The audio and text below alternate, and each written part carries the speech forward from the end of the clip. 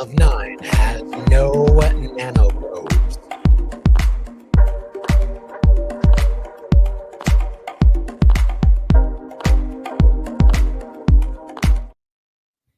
Ahoy, hoy, friends, and welcome to a special edition of the Salon for those in the United States, a regular edition for Benji, who will be joining us from Canada shortly. Happy Thanksgiving to those who celebrate us centric Americans. Hope you are having a wonderful and peaceful time with friends and yours. And I'm vamping because a couple of people are going to be running late this evening. But you know who's not late? The Canadian. Benji, how are you? I'm good, having a good, completely regular, normal day. And I would normally be getting ready for bed right now. So you're getting whatever you get from me. Well, thank you for giving us your time later in the evening. But back to us Americans. Joanne, my darling, hello, happy Thanksgiving. How are you? Good. Happy UK finale day. Oh yes, you're a Drag Race girly. How was the finale over across the It pond? was fabulous. Like the season 6 girlies are showing the franchise how to do it this year. This was a great season.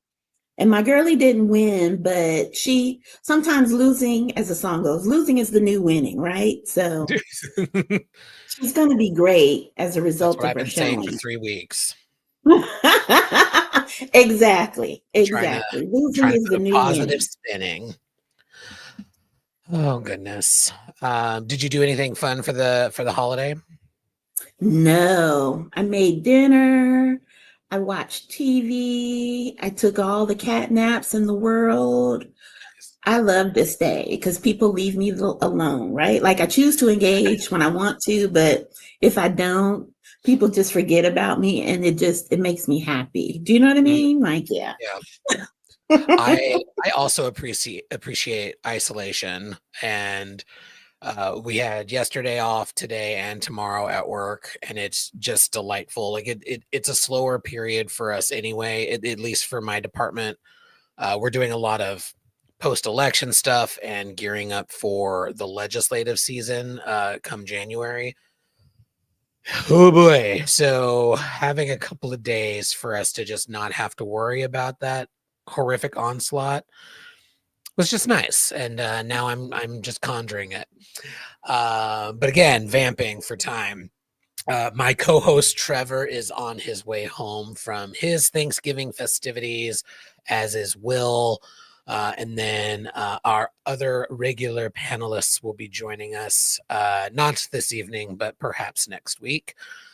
So tonight we are going to be talking about today's Star Trek Lower Decks episode 7.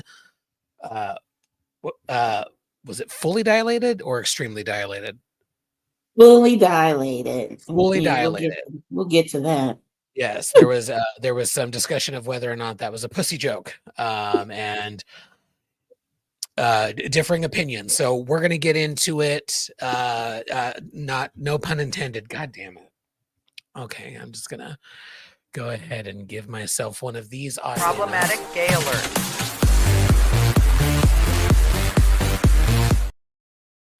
And I'm just gonna write this down so I can tell Trevor that there was this PGA. And welcome to our audience watching from home. We hope you had a lovely Thanksgiving if you celebrate, and we hope you had a lovely Thursday if you don't. We hope you enjoyed this episode of Star Trek that we're going to be discussing tonight. Lots of fun stuff happened, but in the realm of vamping, I want to go to the chat and just welcome Sohel. Always lovely to see you. Joel, hello. We've got movie magic. We love movie magic. And that person may or may not be named Robbie if I'm picking up the context clues properly. Welcome, Robbie, either way. And thank you all for joining us in the chat. Quick reminders, if you love this nonsense, my ridiculous vamping notwithstanding, but our usual ridiculous nonsense, many ways to enjoy. We've got some fun stuff happening over on our website. You can learn more about us and ways to support us over at salontrek.com. And of course, here on YouTube, please do subscribe, comment on our videos. It helps trick that algorithm to get in front of more faces. And who wouldn't want this nonsense to be in their face? We're also on Spotify, on Twitter, Blue Sky, and Patreon. All of the above at Salon Trek. Our Patreon is super fun. We've got a free community tier that we're working on expanding over the next couple of months. Different community polls, different ways to engage with Star Trek and your friends here at the Salon. And we have a couple of paid tiers. If you have the ability to support us, we do certainly appreciate it. We'll be coming out with our first yearly financial report to show, here's what this money goes to. Every dollar just helps us defray costs for putting on the Salon, and we appreciate you. For the $5 tier, we also do some super fun bonus content. This month, we did not one, but 2 bonus content episodes. We did commentary on The Big Goodbye. Yikes. And we also did some fun commentary on Joanne's comfort episode, Darmok. Joanne, do you want to share for the audience your thoughts on our bonus content? How was that for you? It was fun. Sometimes I'm like, oh, we're going to talk over the good parts. But no, we had a lot of fun and brought everybody sees things so differently, which I totally love. Yeah. I wondered that too when we decided to do bonus content. If I was wondering, like, man, am I going to be that bitch who's like, everybody shut up. He's telling a good story. All right. Everybody shut your mouths. Right. I want to hear what Ardra has to say. But our energy is so great that we just know each other, right? Yeah, super fun. So $5 level, you get that commentary. We'll be doing some other fun things, including we've been talking about having guests on. So if you wanted to be part of the Salon for the intention setter or to be on a bonus content episode to give your thoughts on your comfort episode, all kinds of fun will happen. So join us there if you can. And if not, no worries. We appreciate you supporting us with liking and subscribing on all of the places, especially Blue Sky. It's taken off over there. We've gained over 800 new followers just in a week. And so we really appreciate that. Keep it up.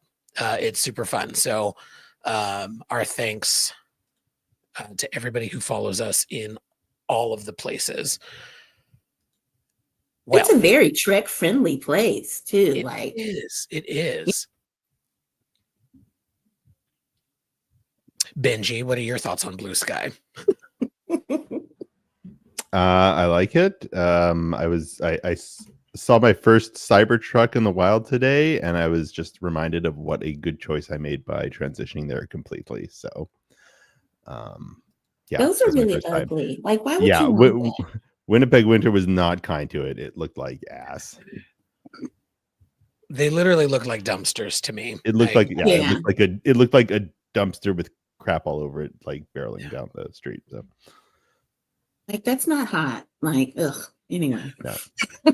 Cannot imagine. Ugh. All right. Well, we have some instructions from Trevor to make fun of him while he's late. So, who has something about that bald ass bitch? Wait, you.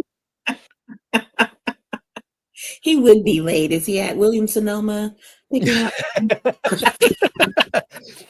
He is returning from Thanksgiving dinner with his mom. Fair enough.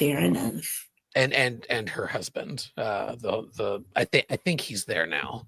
He was moving later than the mom, but I think he's now in Palm Springs as well.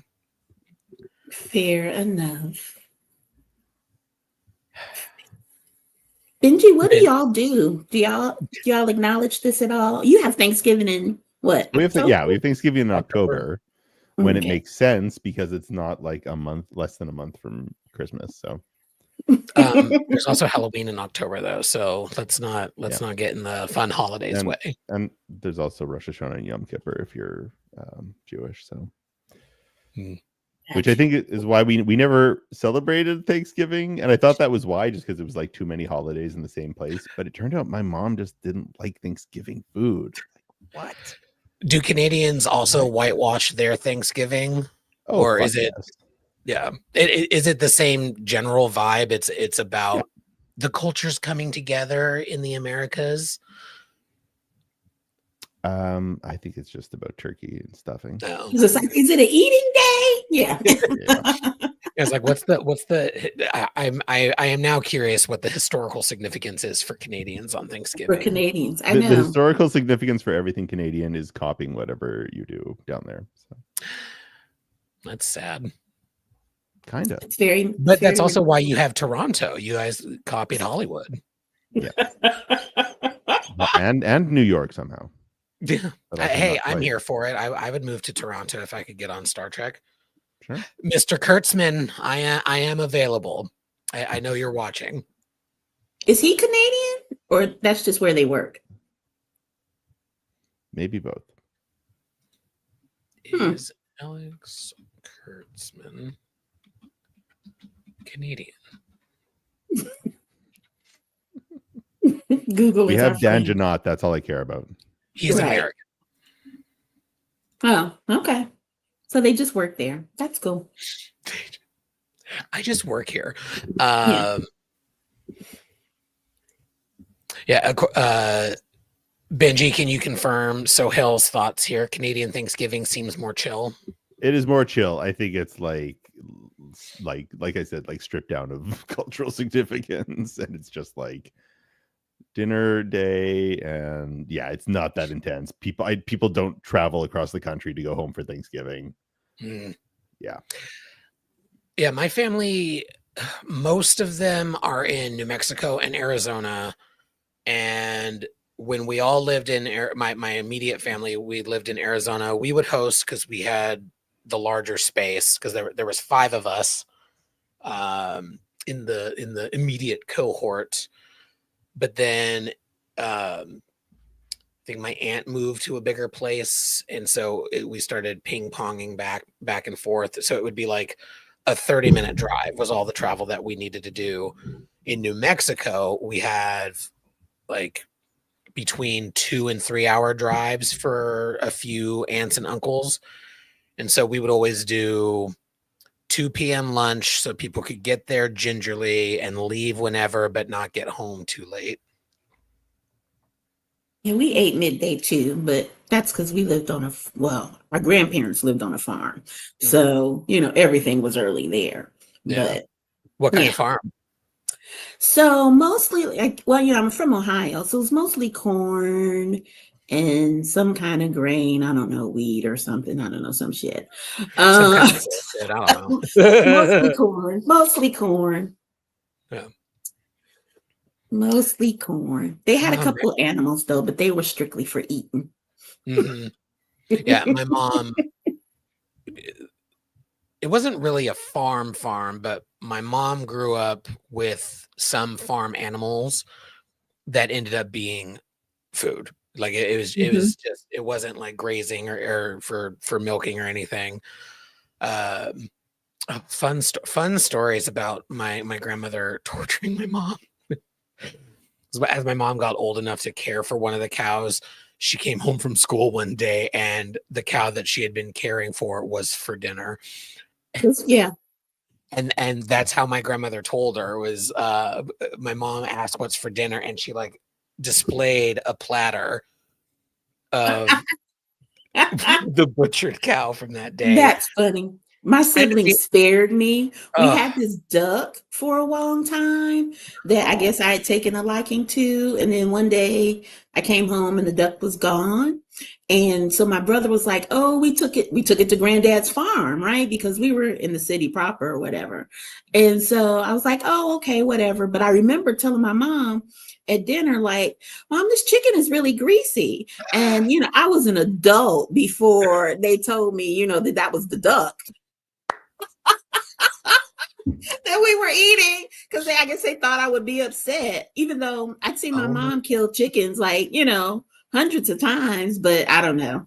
I guess they thought I loved the duck. I didn't give a fuck. But yeah. Oh God. See, this is why I do want children sometimes. Like, how would I torture mine? No, I'm kidding. I don't want children. Oh goodness. All right, y'all. I think we've vamped enough. The boys will join us when they can join us. Let us get into it. I'm gonna save setting an intention for when Trevor gets here, for the face and for the candle, and because I don't remember the question. But let's talk about this episode of Star Trek Lower Decks, shall we?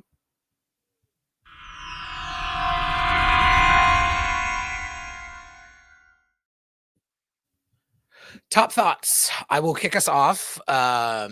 I really enjoyed this episode. I laughed out loud at a couple of lines. There were some in particular I'll go through as we get into this bit of the episode. But I loved getting yet another Data. Like as Data out as I am, and as sooned out as I am, Lower Decks found a still refreshing way to make this happen, and it served the plot really well. Save for one thing that I'll talk about that we touched on in the pre-show. I loved what he added to this episode, even though it was like, another Data, but this one's purple, so it was fun. The basic premise was super fun. I liked that while they pulled a little bit from Voyager for this premise, they put their own spin on it, and I love timey-wimey shenanigans. The Michelada was really funny, although like kind of ridiculous that they couldn't just scrape it off really quick. But hey, plot. We need this show to happen. And I loved T'Lyn and Tendi, the conclusion of the episode. Although I will say, I think I do have some gripes. Like it is a little ridiculous to me that they would go 10 months and speak so little to each other and not resolve this conflict. I thought this episode could have used a little bit more reasoning behind like how this conflict could take so long, how Tendi could go 10 months without clarifying, we're not actually in competition with one another. Like something. I don't know what it could have been, or like maybe ease off on the competition and then another misunderstanding happens. It was just like it just bothered me that Tendi would go that long being that much of a bitch to T'Lyn. But it worked out. T'Lyn was great in this episode. She was the only one getting shit done. And listen, if she wants to become a beauty influencer, I normally hate that shit, but this was hilarious. And Gabrielle Ruiz, her line delivery, also "We are rich now," delightful. Those are my top thoughts. Benji. I love this one, which makes up for not loving last week's. I kind of was thinking like Lower Decks, like before they peace out, like they need to make sure that they do a parody of each kind of Star Trek episode. So like this one was like they even referenced like Carbon Creek. It was like Thine Own Self. So love like that it's in the vein of those episodes. But I think they've done pretty much everything. I don't think they've done a disaster. Like DS9 had its own version of disaster. I think maybe Voyager did. So they still there are a few more episodes. They probably won't do it, but I really loved it. Yeah, I love their own take on it. Similarly, like I didn't think this was Spiner's best performance as Data, but like the dialogue was really funny, and maybe Purple Data is different, so that's okay. It was really cute. I really liked it, and it was subtle. It wasn't like, oh, we got Data or Asung or Spiner back. He was just sort of there, tied to T'Lyn at the end. It was really good. Joanne, it's okay. Give us your top thoughts. So, when I saw the title, I was kind of braced for impact. Like, oh my God, this is about to be 30 minutes of pussy jokes, and I am not here for it, right? But they got it out of their system early, at the top of the episode, kind of 2 or 3 in rapid fire there. So I calmed down considerably. I did like seeing Data. Like, I thought that was fun, actually, and that he was purple, and that there he came from it was a purple enterprise, a purple universe. I thought that was funny. So I like that, and I did like that Worf line too. Like, what? Because Data can show up in some unusual places and just will stare like. So who knows what the Worf was doing with that rope, and Data's just looking. The thought of that was bananas to me. I also like Talin a lot. Not my favorite show by far, but I do like Talin. I think she's a brilliant character, and just so I enjoy whenever she's around. And this did not disappoint. When she was in there selling beauty products and growing melons and shit, I was just like, work, bitch, work, right? So it wasn't unpleasant. Like, once I got rid of, okay, they're done with the pushy shit. So we can go on, right? So not too bad. It almost sounds like you liked it, Joanne. It's okay to admit it. I know. It's weird, right? It wasn't too bad. Although I don't like those lurking kind of tropes, but I do like those time kind of travel, not time travel, but those time dilation ones. Those are nice. Yeah. I liked that they called out the lurking, and it was ridiculous. Like, no grobblers. Like, why is that weird? There have been so many episodes in Star Trek where the lurker had no reason to lurk, like that. Right. That dumb little kid in that early Voyager episode that's like, I saw those demons. Like, bitch, I would have shoved him so fast if I was Tom Paris. This is why I'm not going to have children. That sounded like if I had children, I would be abusive. I want to be very clear. You would. I'm never going to have children. I think you wouldn't go mommy dearest on them. And Joel is right. Snell was very Gargamel. Very yeah. Even had the anti-Semitic nose. Indeed. So I'm going out of order here, but let's talk about Talin a little bit more. I loved that Talin was the only one doing anything of value. I mean, Tindy was trying to build a transporter at least, but Mariner's off doing her old thing, and then Talin becoming a beauty influencer is so fucking hilarious to me. Like, maybe she's born with it. Maybe it's just logical. Like, maybe it's just logical, right? Incredible. Like, oh yeah, I discovered a protein thing that makes these people have horse hair or whatever. Their hair did look fabulous, and also we are rich now. Like, God. And everybody has gorgeous hair and looks stunning for the rest of the episode too. Yes. And the fact that would be her motivation, like, oh, let me see what this looks like on hair. Like, It's so hilarious. Like, she's so atypical, I think that's what makes her very funny. Thank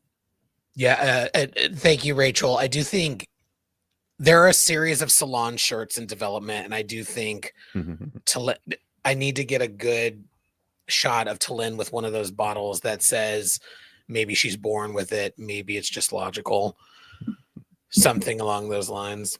I really like Data's adding bounce to curl line. Not whatever. It's not in the course of civilization or violation. Was it no, I guess it wasn't. Was it? I don't know. She explained very clearly how it wasn't. Yes.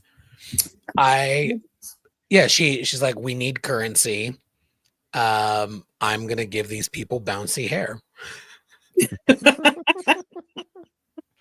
Although if if bouncy hair becomes something that gets idolized, then maybe it becomes a problem.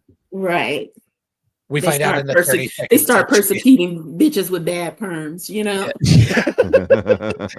We find out in Starfleet Academy that bouncy hair or the Prime Directive has been updated to include do not mess with the locals' hair. We come to find out that this planet started worshiping hair. Absolutely. Absolutely. Yeah. You never know. People are weird, right? Yeah. Joel wrote it down. I fail to see how adding bounce to curls will alter the course of a civilization. You never know. That butterfly effect is legit. Any other thoughts on Talin's magic? I just like all the visual gags of her like hauling giant vegetables around, and like I don't know. There's a lot of good stuff going on in the background of this episode. The line that made me laugh out loud on my second watch was, "She can afford to with her giant melons." The double entendres will get me. Sometimes a good pun or a double entendre or a dirty dumb old dick joke like the purple D left us a gift. Like I am a 13-year-old boy sometimes with my sense of humor. I was waiting for Data's big purple head, and that never came up. Yeah. I wonder if the carpets match the hull. Indeed. It doesn't help that Talin is kind of low-key thick too, right? So it's just like Especially with that hair now. Especially with the hair and now the big melons. Yeah. All right. Let's talk about Data and Tendi. We got a new buddy cop movie in the works here with Tendi in the head. Missing that purple D though. Thoughts? Let's separate the two. Let's talk about Brent Spiner coming back in this episode, and then let's talk about Tendi going insane. What were y'all's thoughts on Brent Spiner's performance in this episode? Liked it. Like I think Lower Decks made the most sense for a reappearance of Data out of all of the many tens of thousands of appearances we've had of Data since TNG or whatever.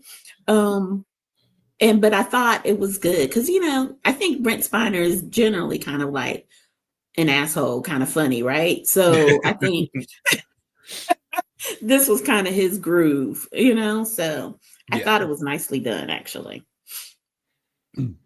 Yeah, it was funny dialogue. Like I said, I liked that it was just like subtly done. It was just sort of like a little side plot thing. It wasn't like hitting you over the head with more data.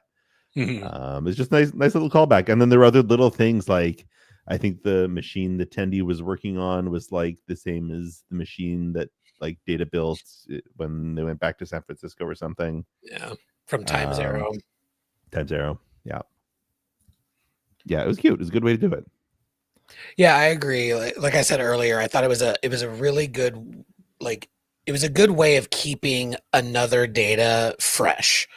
Like there have been multiple instances of Data. There have been multiple Soon type androids and Soons. And I love most of them. But when I saw his face, at no moment, like there was a moment or two in Picard when I was like, okay, sure. Like I didn't groan. It wasn't like, oh, I don't want this, but it was just like, fine, whatever. I love Brent Spiner. Let him go to town. None of that in this episode. It was just like, oh, this is delightful. This is a purple Data from the Purple Enterprise that came over here for whatever reason.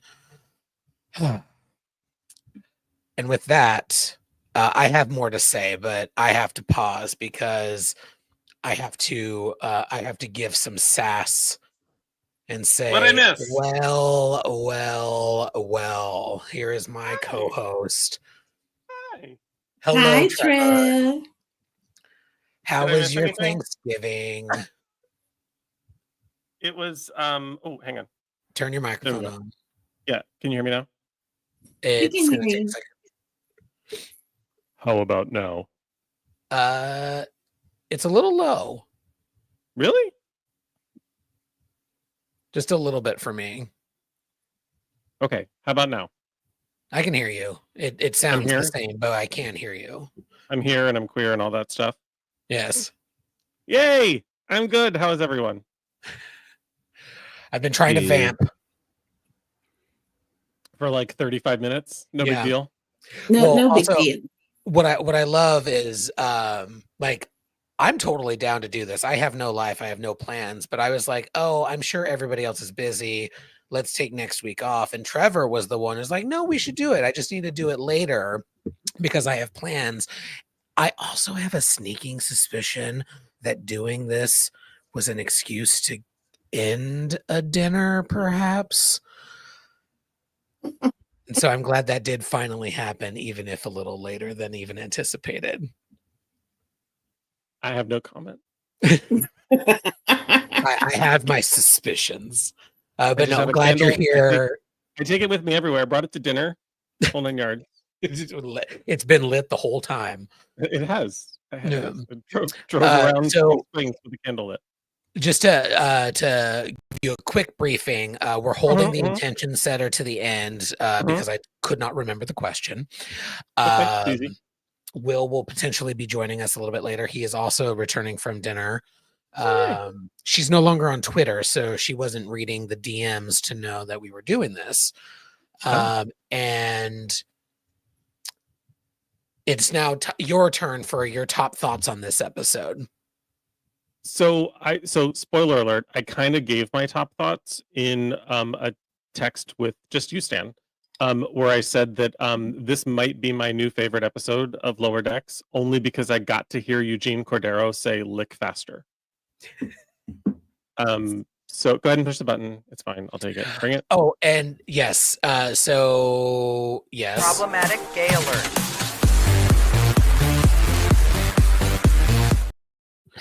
And just for your tallies, that's actually the second PGA of the night. I Got it. I caused another one and I can't remember from what, but I think it was the same scene. It was, we were talking about it in relation to it being a pussy joke. Oh, yes. Not where I went with it, but yeah. I mean, Perspective is ballpark. everything. Same ballpark, just slightly different game. It's fine. Yeah. Shut up, Stan. This one for me was I enjoyed it more than last week. Last week we all kind of had a meh feeling about just sort of the story and where we were going. Loved Purple. Okay, first of all, okay, get ready to push it again. Every reference to Purple D made me giggle like a schoolgirl. Same. Problematic gay alert. The Brent Spiner cameo / guest appearance, just every line they gave him, like you could tell, like, okay, sorry Brent if you're watching. He's not watching this. He's never going to watch this. But it felt kind of like, remember when we heard, like, was it in between Prodigy seasons where we had the bits from Kate Mulgrew, but doing like the Admiral's log, but it sounded like it was in her kitchen. She was in her kitchen, yeah. Like it sounded like it sounded like she was like on a freeway, like talking into her iPhone. That is basically what I got from Brent Spiner in this episode, and it worked anyway, and I didn't care. But it like totally felt like he was like, I have lines, and I am going to read them as Lieutenant Commander Data from Star Trek. Like it didn't. There was no acting. It's quite possible Mike McMahon ordered them on Cameo.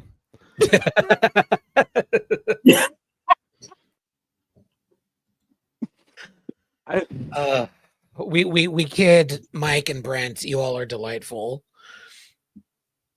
I'm sorry, I just have to jot down some notes for Benji for later. Yeah, that just it was like both awkward but delightful at the same time. Sticking his head in a torpedo and firing it into a vortex was kind of weird. But also very fun. Ceremonial. Right?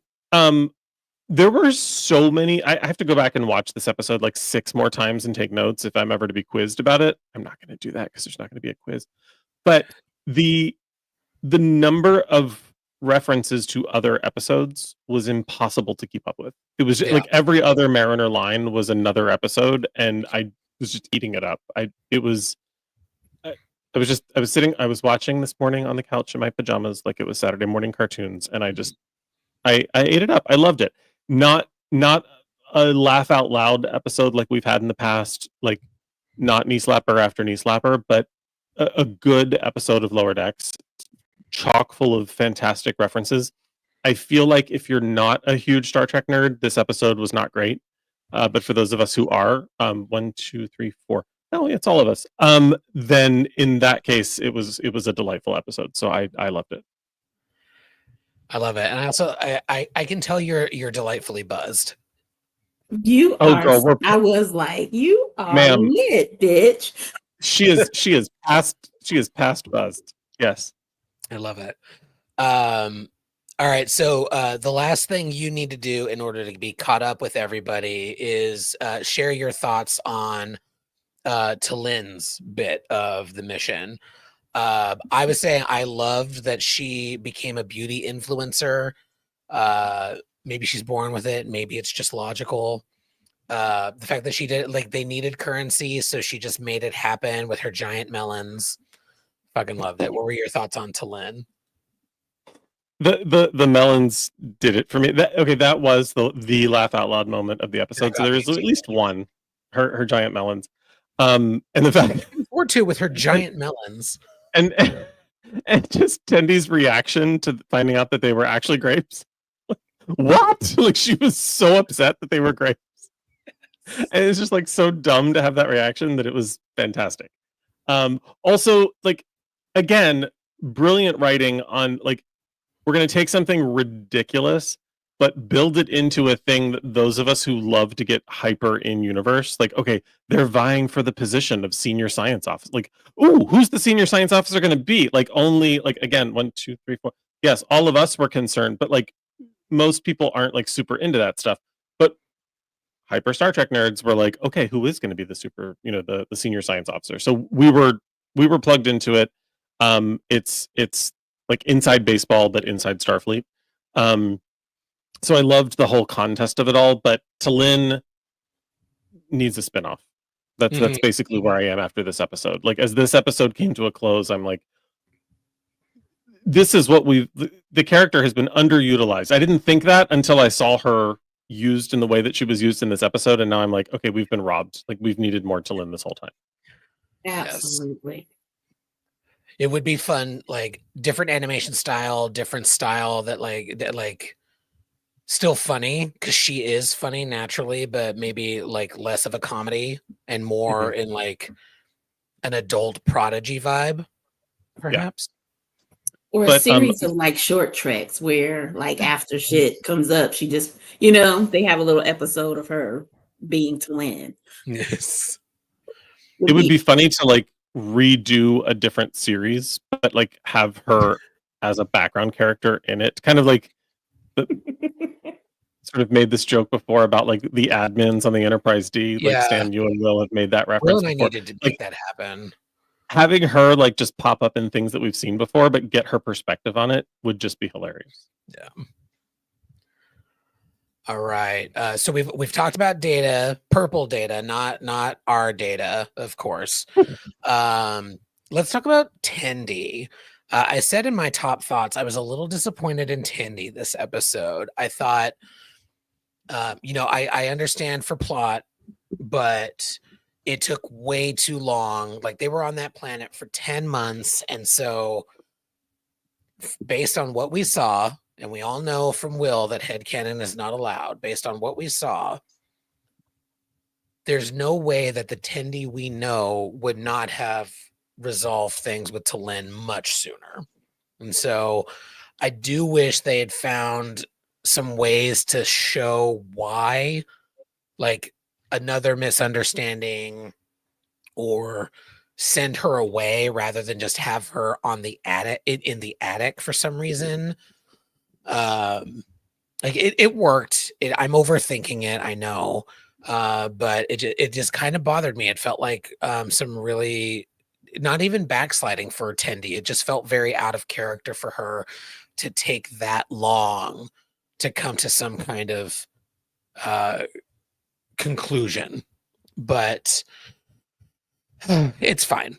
I thought she was hilarious. I loved having her and Data paired together, so that was delightful.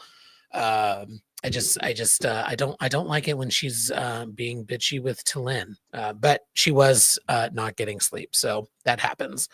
Y'all's thoughts on Tendi in this episode? Ugh. I mean, Joanne I goes will say, first. like, I mean, in her defense, I will say, like she was with that crew longer, so like out of the two of them, I think she deserved it. I do think it's a little weird that they're giving like a senior posting like that to a Lieutenant JG. Mm. Yeah, little out of character, but like it also maybe is the first time where she is like not the super achiever next to Talin. I mean, I guess And maybe she can't deal with they're it. not exactly a sciencey ship. I don't know. Maybe they're probably the cream of the crop. But I don't understand why Tendi is like this. Like, I don't understand it. So I don't understand when people are like that. Let me just say that. I hate bitches like that. But I also don't understand why Tendi is like this. And so just like non-communicative and insecure, and when she's not that to other people. I mean, I guess I understand why people are like that. As I'm trying to work this out in my head, right, in real time. But I don't like it. I don't know. I don't like it. Yeah, I love the character. I mean, obviously, I named my dog after her, so it just felt out of character. But I'm seeing in the chat some good points. She's busy trying to build that transporter. She's trying to save the day. She is trying to get that position. But the over competitiveness, it got me. It bothered me. But we got there, and I think I agree. It is interesting, but I mean, it's a California class, so whatever. I mean, how much science do they need to be doing, right? In the second context, although they are closing all of these space holes. But anyway, it'll be interesting to see if it has. Joanna, you laughing at that horn? Yeah. Did I jump a little bit? Because it got me a little bit. It's This is okay. the first time I have my windows open. So you're bleeping yourself. It's just bleeping myself. Now I don't even remember what I was talking about. I know. I'm sorry. No. It got me, and I was like, recover, and then I saw you laughing, and then I lost it. I was like, okay, yeah, yep, beep. Beep beep. I'm sorry. Trevor, your thoughts on Tendi in this episode? It didn't bother me. It like I saw because it started as a bit of a healthy competition. Like she just sort of assumed it would be her. Then she saw that Talin was up for it, and she's like, "No, I really want this. Like this is something that I." And then it became unhealthy as she sort of became obsessed with it, which I enjoyed because it was from sleep deprivation and everything. Like we got there gradually enough to where because we were also jumping like months at a time every time we cut and came back to them. So like it's easy to forget because it's a 25-minute episode, but like every time it went back to Eugene trying to turn me on for some weird reason and then jumped back to the rest of the story, weeks had passed. So she had been progressively getting worse and intentionally, I think, was written to be out of character. She was not acting like herself. No. Y'all have turned me around. In the bits we didn't see, it was probably less crazed, and then something else would happen. So it's just build up over time. I'm on board now, at least a little bit. Welcome. And but okay. And it wouldn't be unusual for a JG to be a senior officer in a position on this. Like Harry Kim was an ensign and was the operations officer on. So fair. Wesley and Rolaren were both ensigns and were the senior helm officer. Like it's I think we think of science officer being like, oh, you're at least the second officer. I guess, so you're yeah. pretty far up there, but If not it's like necessarily.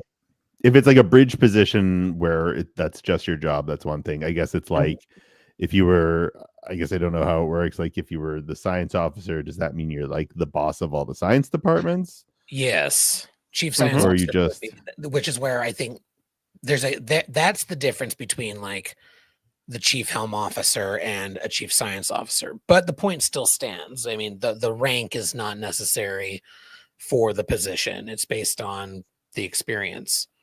And we've it's not a seen science ship. plenty- It- yeah, if it were a we've seen science plenty ship, who don't have yeah. a higher But I guess, rank yeah. of the experience. If it were a science ship or an explorer, I would see. But like, it's literally just zipping around doing these second Right. contact. They're like the missions. hospitality crew. I mean, you know, Right. so with the science officer. Well, they're an operations ship. They're yellow. Yeah. The yellow decal. I mean, all they're really going to be doing is scanning. They're always scanning. Just a lot of scanning. Sometimes I miss scanning. Sometimes I miss scanning. All right, our third away team member that we need to talk about now is Mariner, who probably won the episode reference. What I love about Lower Decks is they have basically confirmed that captain's logs, personal log, maybe not personal logs, but like all of these logs end up becoming public record. So she knows about the Carbon Creek incident because she read some log from Trip Tucker or Jonathan Archer that was like, oh yeah, my first officer told us that first contact was actually 100 years earlier in the place called Carbon fucking Creek. Or there was an inaccurate holo novel about it. Yes.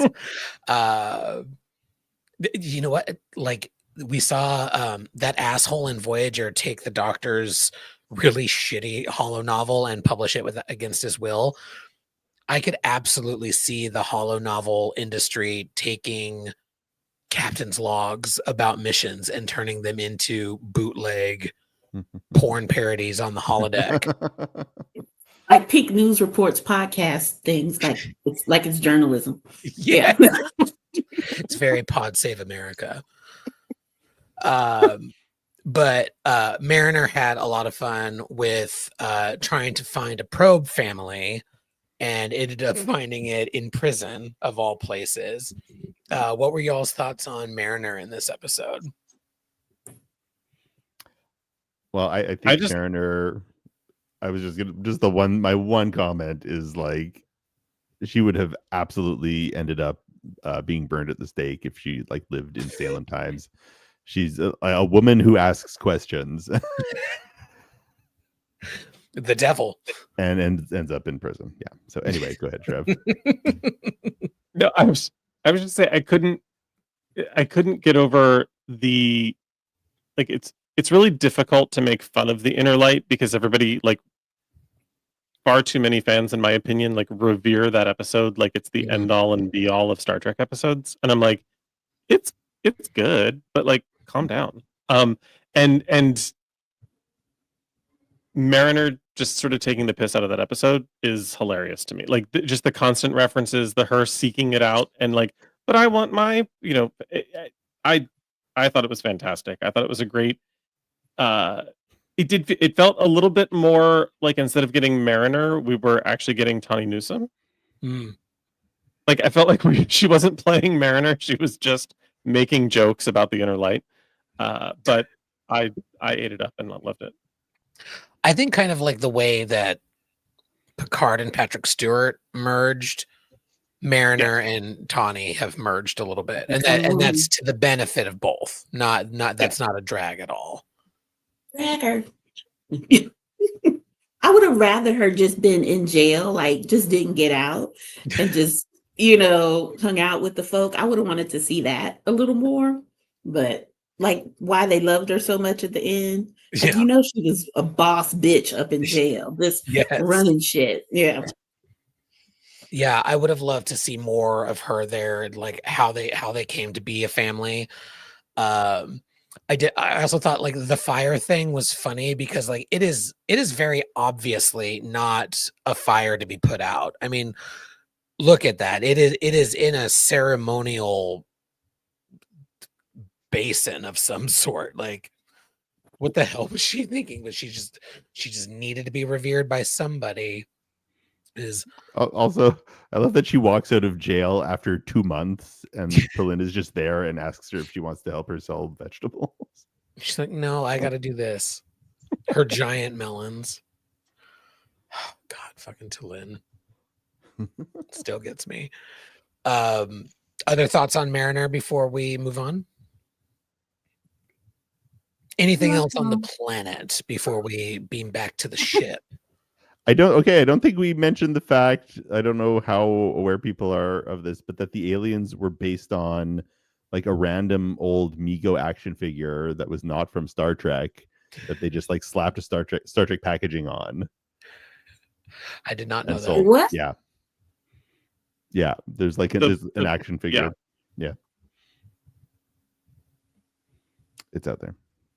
Is that like the Spock toy that was just like a helmet with a light on it for some reason? It's like, They just slap made like Star an Trek on alien with antennae and but Star Trek on My horns are starting to itch. it. All right, let's beam up back to the ship for this porn parody that they made specifically for Trevor and I. First of all, micheladas are gross. Agreed. Second, I don't even know what that is. oh, okay, so It's a Bloody Mary with with a beer in beer, right? Yeah. Instead of tequila or vodka or whatever. That sounds sick. Yeah, it's disgusting. And also Bloody Marys are disgusting. Just have a breakfast. Just eat a salad. Just eat food on a plate. Yes. Just put it on a plate. Stop trying to drink your breakfast. Drink a Weird. screwdriver or a mimosa and have a BLT. Like, you don't need it in Just fucking eat a salad. tomato juice. But Yeah. I love tomato. Tomato juice is disgusting. There's a place But in San Diego that serves them with like grilled cheeses on top, and I'm like, bitch, like just Or like stop. a whole slice of cake. We have one too. There's a whole bar, like they do a Bloody Mary bar. And you put chicken wings and your grilled cheese and shrimp. Bitch, no. Every day we move further and further from God's light. And I don't even believe in God. It is the only alcoholic beverage I will make, but I have no idea if it's good because I won't taste it. I'm like, if somebody comes out, if we're doing like a pool party in the afternoon and somebody wants them, I will make one in 2 seconds, but I have no idea if it's good or not because I'm not putting that shit in my mouth. I cook with Bloody Mary mix sometimes, but I don't drink them. Yeah. It's just a little tomato sauce or whatever, like spice her up. But yeah, I would do it for the Starfleet Delta skewers. I kind of like those. Yes, they're sort of like those were cute. Handing those about. Yeah. Although welcome back, Johnny. Happy Thanksgiving. I have to take umbrage with this thought though. Vodka is already spicy. Listen, I don't mean to tell a black person about spice, but vodka is not spicy. Come on, Johnny. Maybe because you're white. No. I don't know what song that gets, but push a fucking button because that was like, I don't care. Push them all. Push every button we have. Push all the buttons. Just start pushing the shit.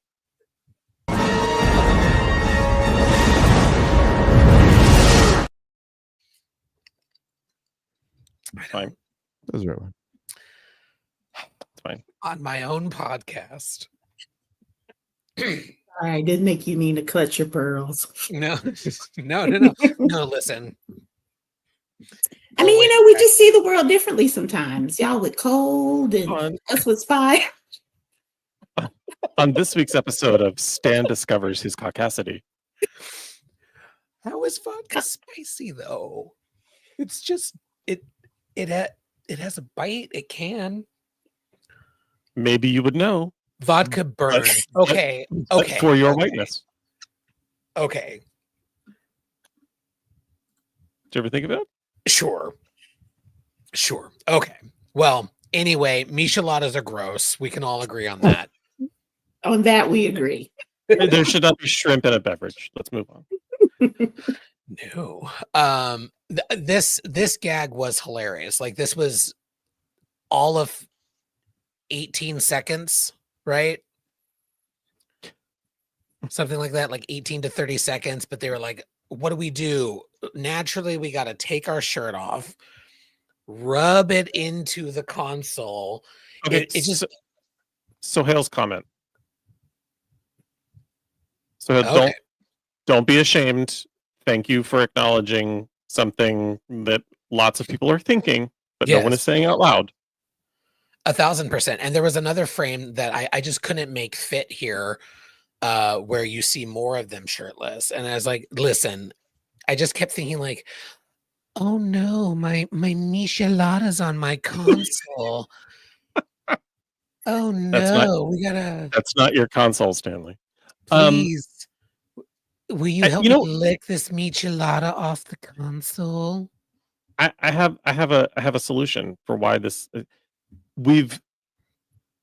because they've drawn these characters to look like the voice actors, and because the voice actors are delicious, it doesn't matter that we're looking at a ridiculous two-dimensional drawing of a cartoon version of Eugene and whatever that other guy's name is.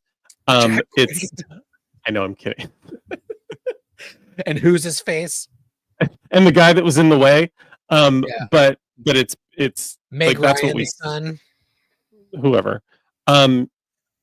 That's what I like when I see the characters, I see the voice actors. So Yeah. I'm just picturing Eugene ripping his shirt off and licking a console when I'm like, this is why I love Star Trek. Yeah. Yeah.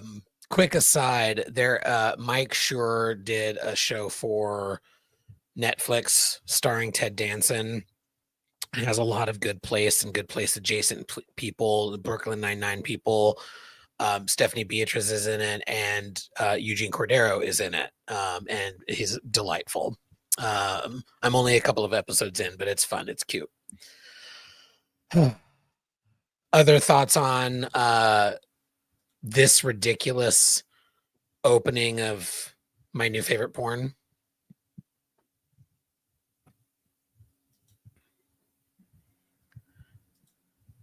I'm trying not to say gross. Speaks for itself. Well, how about this gag? It is. You're just going to show me his mouth? What the fuck? Yes. It was so funny to me though when like his beard is growing in. Like, listen, I identify with Boimler in a lot of ways, including when I shave my beard, it takes a full month, sometimes 2, for it to grow back and look even remotely decent. And this today is a dye job. That's why it looks full. I look a lot older than I actually am, and it gets commented on. So I dye my beard now. And this is 39. But I loved the gag of like, oh yeah, I'm getting a lot of compliments, and I'm sure you are too. You know, weirdly, I'm not. Like Boimler was so earnest in that. He's like surprised that nobody's commenting on his beautiful beard, such as it is.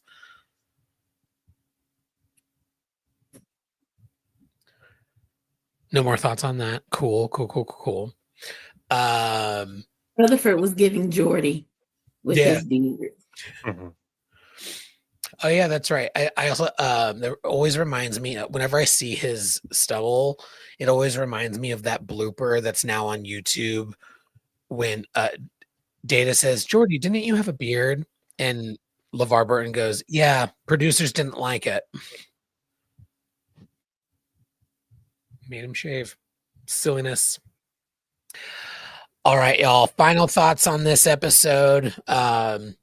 Couple of quick bits. I loved Dr. Ta'ana, and I love that she got to say, "I'm a doctor, not whatever the fuck this is," which was like a beautiful way of giving us a Bones moment, a Dr. McCoy moment, without being too tropey about it. And it fit. It like love me some Prodigy. I thought the Doctor was a little ham with it a couple of times in season 2. This really worked for me. Quick lines that got me. I wonder if the carpets match the hull. The Purple D left us a gift. I'm a doctor, not whatever the fuck this is. She could afford to go. She could afford to with her giant melons, and it's working lick faster. Those got me. This episode was delightful. I really enjoyed it. I can't wait to see what happens next with our dual chief science officer. I did love there was one Brent Spiner line that landed really well for me, which was just when he's like, well, what color is your Enterprise D? And she's like, well, it's really just sort of a gray. And he's like, well, that seems like a strange choice when purple's still an option. When purple is still an option. I thought that was funny too. Yeah. I enjoyed it. Joanne, final thoughts on the episode? Well, it wasn't horrible for me. And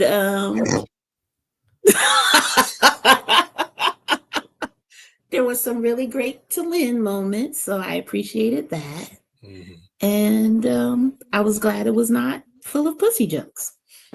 So thumbs sideways? Yeah. Take it. We'll take it. Benji, I also I forgot to note the more padding than a Romulan shoulder. So thank you for having that in your header. Benji, what were your final thoughts on this episode? Not much. I just want a PGA for Data's big purple head. And so you shall. Problematic gay alert.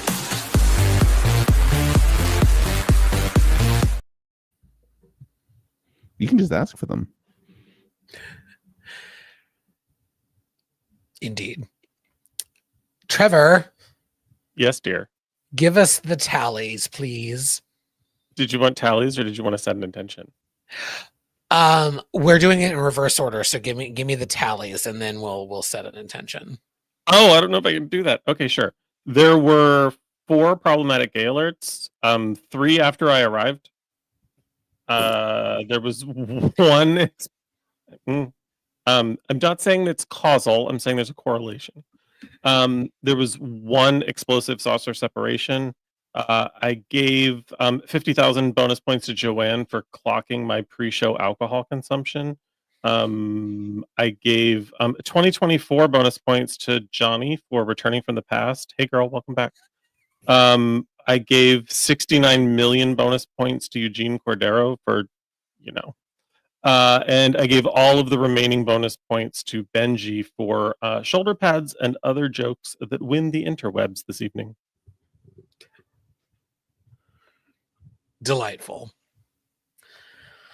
All right, y'all. It's now the end of the episode, and as we never do, we simply must set an intention.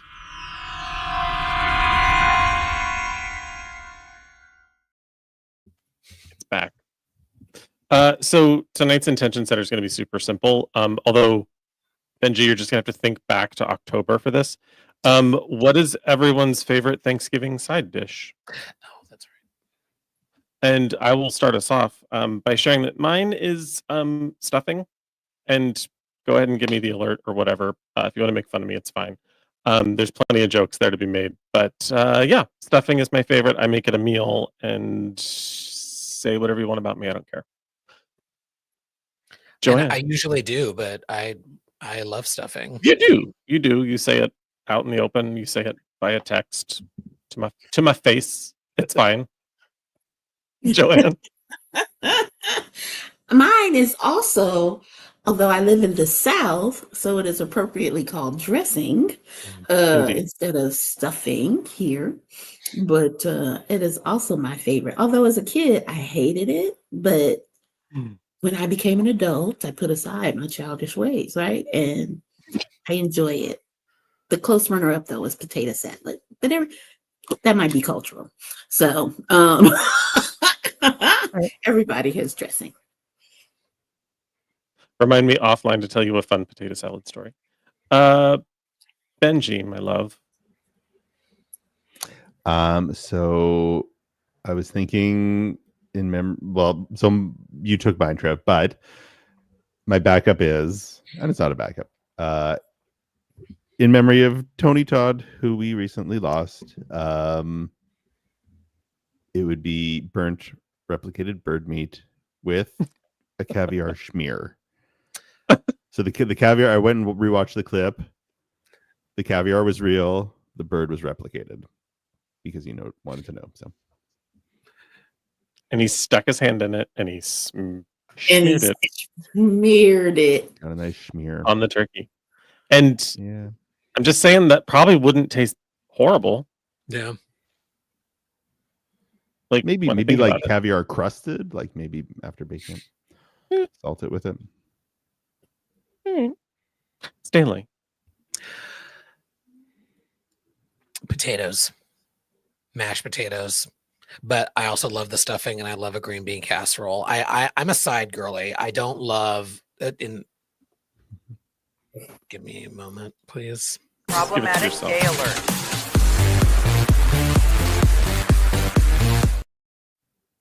And quick amendment, so I don't have to do it next week. There were 5 problematic gay alerts. Proceed. I love the Thanksgiving sides. I like turkey's fine. Like even the best done turkey is fine, but the best turkey is nothing compared to even mediocre mashed potatoes in my mind. Not bad mashed potatoes, because it can be bad, but a mediocre mashed potato.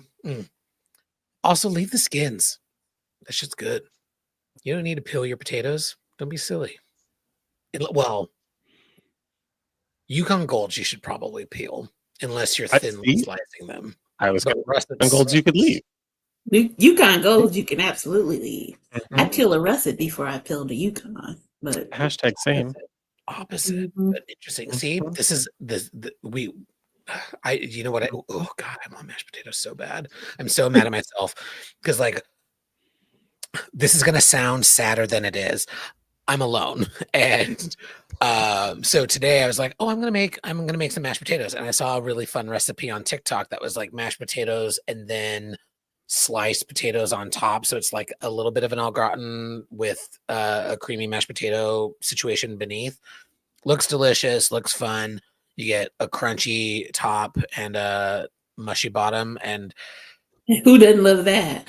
Everybody knows you love a crunchy. I do. But nobody likes the mushy bottom. But I forgot a few items at the store, and I was not going to the grocery store today. So tomorrow I will be having some really good mashed potatoes after going to the store. I can't wait till you turn 40 and join the Instacart nation. Oh well, Shit. I'm not gonna be bougie and shit. Yeah. I've used Instacart. I have a problem with them refusing to give me the paper receipt. Like I messaged the driver. I'm like, please put the paper receipt in the bag, and then they don't, and it pisses me off because like I'm certain Instacart is gouging you if they don't put the paper. Oh, it is. They have a policy like they're not supposed to because they don't want you to see the markup. Yeah. Yeah. But yeah, and like, there's a markup. yeah, and like, listen, you're charging me a fee. That's fine. I'm gonna tip appropriately. Like I tip an Instacart person more than I tip an Uber delivery because they're actually doing the shopping. I want like don't mark up the shit, or at least or tell me, like say it's better if you don't see it, Stan. Well, probably. It is. We'd like also for the although record, Ship will tell you. Ship tells you Target has no markup. Yeah, I live a 2-minute walk away from my grocery store, so I really have no excuse. Oh, so do I. I still Instacart everything. Yeah, shopping is gross. So well, there is. I'm old. Fair enough. I'm old and I don't like people. Yeah.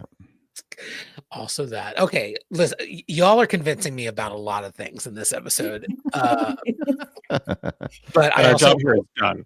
I wasn't gonna do an Instacart on Thanksgiving. I would feel weird. Yeah, don't do that. Interacting with somebody, like making, I don't know. It's their choice to do it, but not for me. Not on this day of thanks. But you know what I am thankful for? You're just joining us. And I'm thankful for Star Trek and our audience. Thank you all so much for joining us. Quick reminder, follow us on all the things, like and support us. Twitter for now, Blue Sky definitely, here on YouTube. Please do like and subscribe, comment on our videos. It helps throw the algorithm and put our bullshit in other people's faces. And who doesn't want this bullshit in their face? And with that, live long and prosper, everybody. Thank you so much for being with us on this day of thanks. And watch our socials tomorrow because there might be something fun happening. TBD. All hands abandon ship. Proceed to the nearest evacuation zone immediately.